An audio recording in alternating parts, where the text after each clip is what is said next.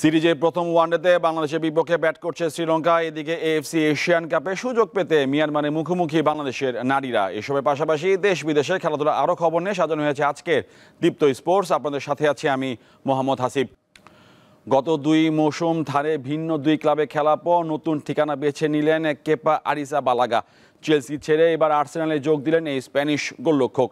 30 বছর বয়সী এই ফুটবলারকে দলে নেওয়ার কথা মঙ্গলবার এক বিবৃতিতে জানায় গানাররা। চুক্তির মেয়াদ কিংবা ট্রান্সফার ফি নিয়ে ক্লাবের পক্ষ থেকে কিছু বলা হয়নি। তবে ব্রিটিশ গণমাধ্যমের খবর, চুক্তির মেয়াদ 3 বছর আর অর্থের অঙ্কটা 5 কোটি পাউন্ড।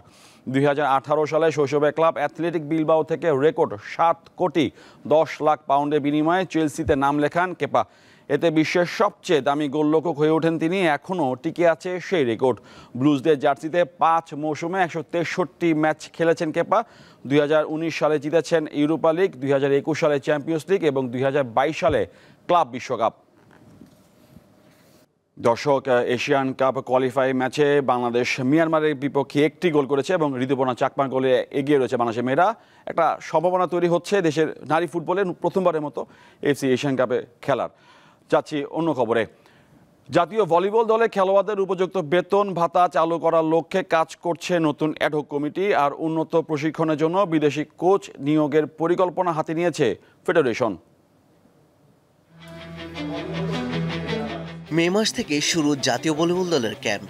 আন্তর্জাতিক সফরের ব্যস্ততাও শুরু তাদের। দেশের পট পরিবর্তনের পর নবগঠিত অ্যাডহক কমিটি বেশ তৎপর। কোর্টে খেলা ফেরাতে বিভিন্ন কার্যক্রম হাতে নিয়েছে তারা।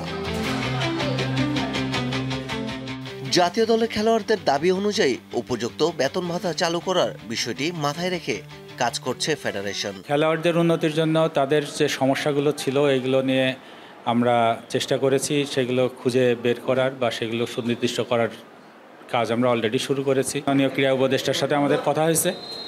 উনি আমাদেরকে একটা পজিটিভ ইন্ডিকেশন আমরা তার কাছ থেকে পেয়েছি, যাতে প্লেয়ারদের কিছু সুযোগ সুবিধা আমরা বৃদ্ধি করতে পারি, তাদেরকে আর একটু কমফোর্ট জোন দিতে পারি।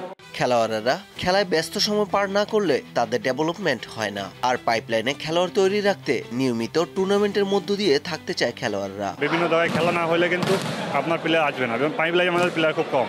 তো পাইপলাইন প্লেয়ার করতে গেলে স্কুল লেভেল, কলেজ লেভেল থেকে শুরু করতে হবে। দেশীয় কোচের অধীনে চলছে বাংলাদেশ ভলিবল ফেডারেশন। উন্নত প্রশিক্ষণের জন্য বিদেশি কোচ আনার লক্ষ্যে কাজ করে যাচ্ছে তারা।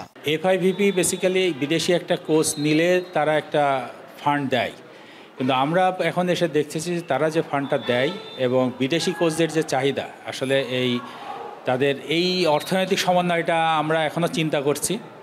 এফআইভিপির ফান্ডটা এখনও তারা হোল্ড করে রাখছে যে আমরা যদি বিদেশি কোচ নিই তারা একটা সহায়তা দিবে। শুধু আশার বাণী নয়, কোর্টে খেলোয়াড়দের স্বপ্ন পূরণে কাজ করে যেতে চায় ফেডারেশন।